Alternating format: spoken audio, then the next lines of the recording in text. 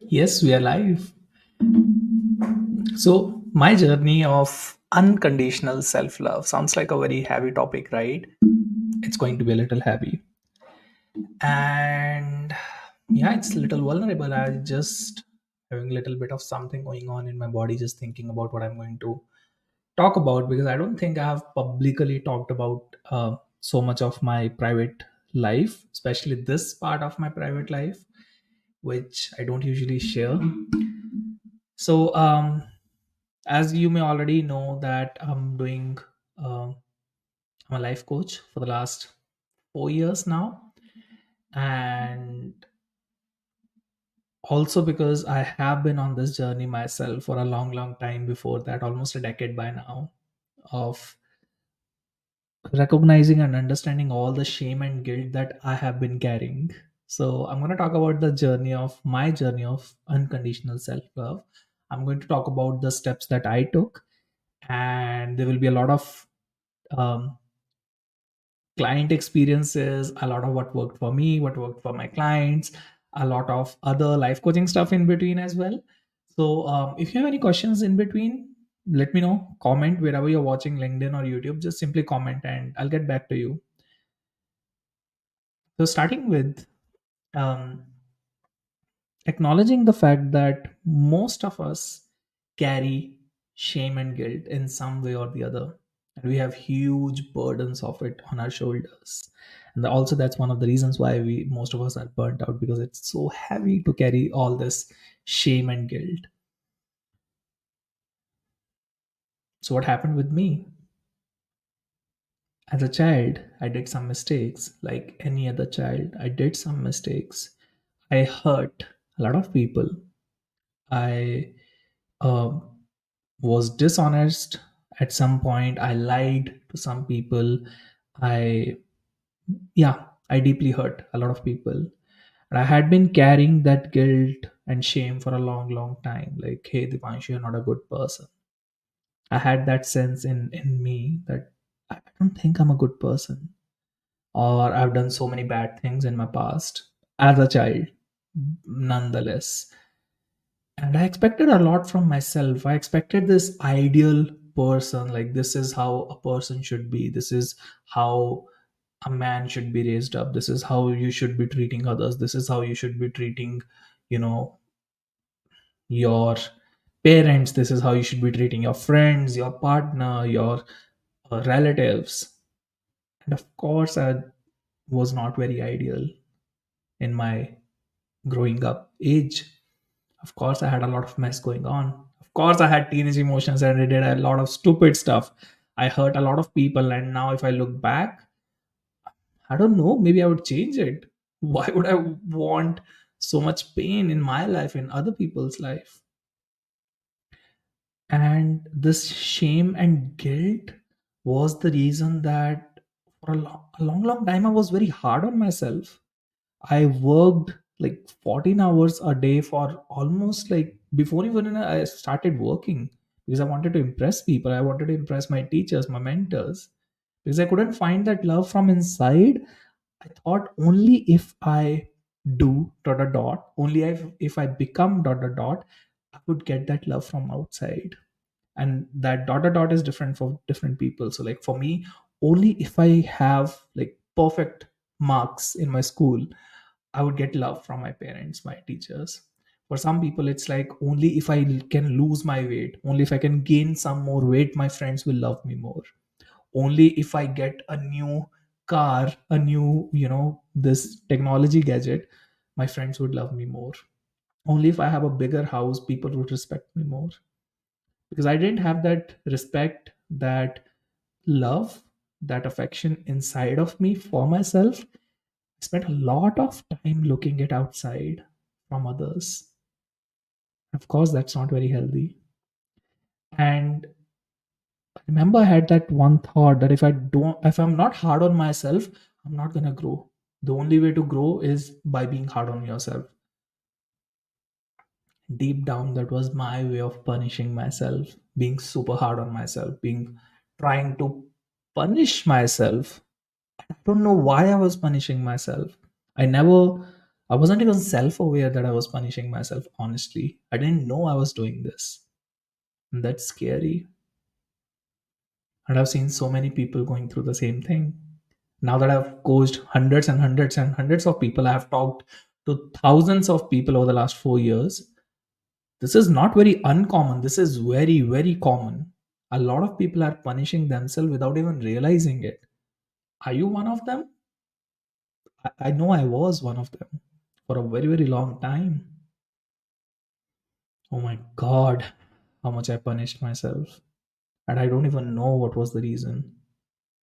And because I did not have the love for myself, I did not love myself enough, I tried finding it outside. And of course, a lot of my relationships suffered because of that. My personal relationships, my relationship with my parents, my mentors, my friends, my romantic relationships. It's because I didn't have healthy parameters to see what love truly is. Sometimes I would love too much, sometimes I wouldn't love enough, and sometimes I would be too attached, sometimes I would not be attached at all to new friends or romantic partners. And of course, that was a big, big, big troublesome factor in my personal life. And coming from that place, I don't know if how long have you been following me. I put up short clips of my life online everywhere, LinkedIn and Instagram. Got married last year. We celebrated our anniversary this month, the first wedding anniversary. Coming from a place where I wasn't ready. So here's the thing: when I didn't love myself enough, kind of did not allow anyone else to love me either. So the way you behave with yourself is how others behave with you, is how you allow others to behave with you as well. So if you do not love yourself, you're not going to allow others to love you either. And you will think that others don't love you just because for some reason you are unlovable and unacceptable.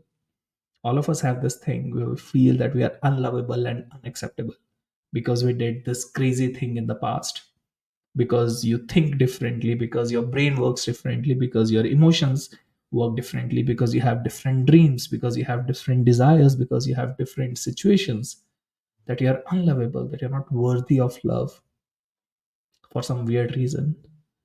And that makes total sense. That's how I felt, because I was not giving that love to myself. I was not ready to give myself that love.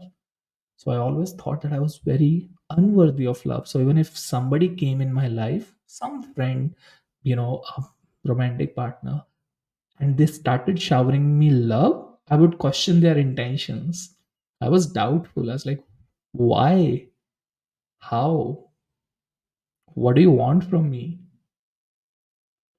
So here's what I did. And of course, I didn't do this in the step by step process. But now, as I look back, it's been a couple of years now since I consciously started working on this part, on the part where I don't self hate anymore, where I allowed myself to experience love. I can see there are a couple of things that I did um, in a healthy manner that supported me in this journey. So, this journey is me, this is not your journey. What that means is the step by step process was like what worked for me. It may work differently for you. Okay. But the steps are same. Steps are same. Considering hundreds of people who have, you know, received this help from me as my life coaching clients, steps are same. What worked for me, number one, because I was carrying so much huge guilt and shame on my shoulders from the past, the number one step that I needed to take was some forgiveness for myself from the past, and some forgiveness from others as well, because I know I hurt people in the past. I was like a big villain in a lot of stories. I'm not proud of that. That's all right. I was learning. I was a kid. I was growing up. I did make mistakes, and I'm terribly sorry for those mistakes. First of all, to myself, of how much I punished myself because of that. First of all, of course, I did a mistake, but the kind of guilt and shame I carried for years, oh my God, I'm so sorry to myself. First of all, why did I do that? Why did I carry so much guilt and shame? What did I gain from protecting my ego? And then I did write a lot of I'm sorry messages to a lot of people I hurt. And I kind of reunited with a couple of them, of course, even after years. And I mentioned I'm deeply sorry for what I did. I just don't have an excuse. I was a shit person at that time. Whatever I did was so stupid and so wrong. And it's not something to joke about. And I know you got hurt in the whole process. And I'm so sorry. And I don't have any reasons to justify anything. I don't think I can justify it. I'm so sorry. Even if somebody fought with me and I had 1% contribution in the whole fight, I said sorry. Forgiveness is the real acceptance. Forgiveness means you're letting go. You're letting go of control. You're letting go of your ego self. And that really opened up a lot of doors for me. My current wife, my wife, um, she and I had a fight for some time. And we were not talking when we were friends before we started dating. And that was a huge part as well, forgiving. I can easily say that forgiveness in my life has offered me a partner. That wouldn't be so wrong to say. And forgiveness is not easy. It's not easy, especially to the people who have hurt you.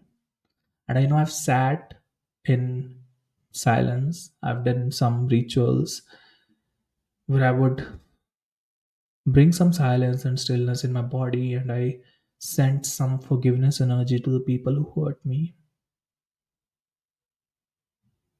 That was even tough, even tougher, more difficult to do. Forgiving someone who has hurt you took me a long, long time. I'm not kind of, bragging, hey, I did this cool thing. No, it was messy. And acceptance actually meant accepting my true messy self and letting go of that idea of being perfect and ideal. I know how much I craved for a perfect and ideal life. And I just realized, that doesn't exist. How about I accept who I am and who I have been? And that's where the forgiveness became a little easier. When I accepted the messy parts of my own reality, my own self, my own past, it was easier to accept other people's messy parts as well. Isn't that crazy?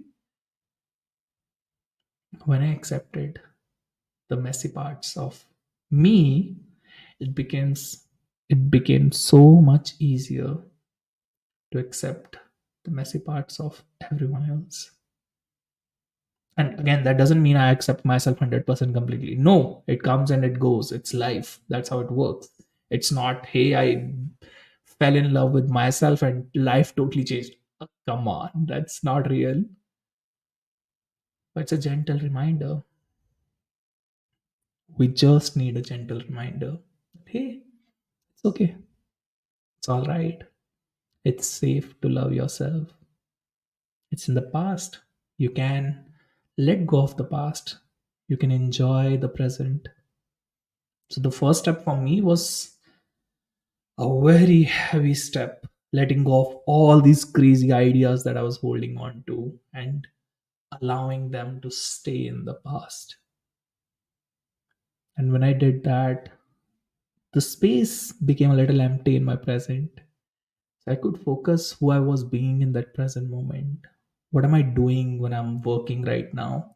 Am I being hard when I don't meet a deadline? When I get sick, do I punish myself? Do I punish myself when I don't earn enough money? Do I punish myself when I'm not being super productive? That's how all of us are raised, right? And that's where my second step of the journey was, to gently love myself for who I am right now, unconditionally. So my love for myself is not dependent on how productive I am. No, of course no. My love for myself does not depend on how much money I make. So I ask this to a lot of people, a lot of my clients. Hey, if your partner for some reason earns less money, they, God forbid, they lose their job, would your love for them suddenly like drop out? Would you start loving them less? No, right? You would love them the same, maybe a little bit more because they need some extra support. What if i what if i behave the same way with my own self? If I'm going through a tough time, do I want to be hard on myself, or would it make more sense if I love myself maybe a little bit more, just because that's the time where I need it even more, right? And yeah, um so some healthier definitions of self-love, that's where it started. So it started with um forgiving myself, others, and eventually it grew up to defining, why am I worthy of love? It's because I exist. I don't need to go on a psychometric analysis. I don't want to have so much intellectual conversations. You are worthy of love only if you create some value. No, I don't think so. What if we can keep the idea very simple, that I'm just worthy of love? And I have some healthier self love definitions. That means I don't become an egoistic, narcissistic person. So, for that, what I do is I bring in some feedback from the person concerned. So, if I'm in a relationship, like with my wife, I'm married, I'll ask her, hey, how else can I do this better? Or I started listening more. What if I'm not always right? If you think you're always right, that's your ego wanting to protect itself, right? So, defining what self love would actually mean to you, for me, it actually meant not wanting to punish myself at every little moment in life. Even if I'm not being super productive, and maybe the reason is that I was not well, okay. That's what I would tell myself. It's okay. If I was not well and I didn't do the work, that's all right. I'm going to catch up again. And if I did something wrong, if I hurt somebody again, because we are humans, we do that, then I'll say sorry. Then I'll seek forgiveness. I'll be open. I'll be authentic. I'll be apologetic. It is life. You, I, everybody is going to hurt people some way or the other. That's just how things work. So, what if I don't beat myself every time I hurt someone? That's okay. I'll try and learn. I will try and learn. I will be open to learning. I will try my best. I will be open to learning. And then cut myself some slack. I'm human. It's okay. How can I do this? How can I not repeat this? The moment you ask that, that's where the growth is. How do I not repeat this again? Okay. And when I had more acceptance in myself, I needed less acceptance from others. When I started accepting myself more, the messy parts, the unforgivable, unlovable parts, it was easier for me to let go of expectations from others. And I think that's how I ruined most of my relationships and friendships in the teenage years, because I did not get it from myself. So I wanted it from others, from my mentors, from my, friends. I wanted that love from outside. The more I started giving myself that love, that acceptance from within, the need to get it from outside, that drastically dropped. And I have seen that over and over with my clients as well.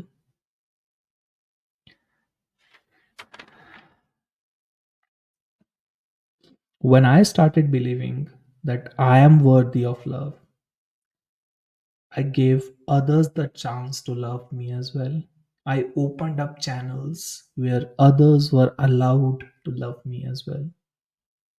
And that's literally how I met my wife, how I actually started dating her. Before that, I don't think I was in a position to allow anyone to love me because I thought I was unlovable, unforgivable, unacceptable. And I know a lot of you who's watching this, you may be feeling that same. Just because you don't have ABC or you don't do ABC, it seems like, people shouldn't accept you, people might not love you, people might not.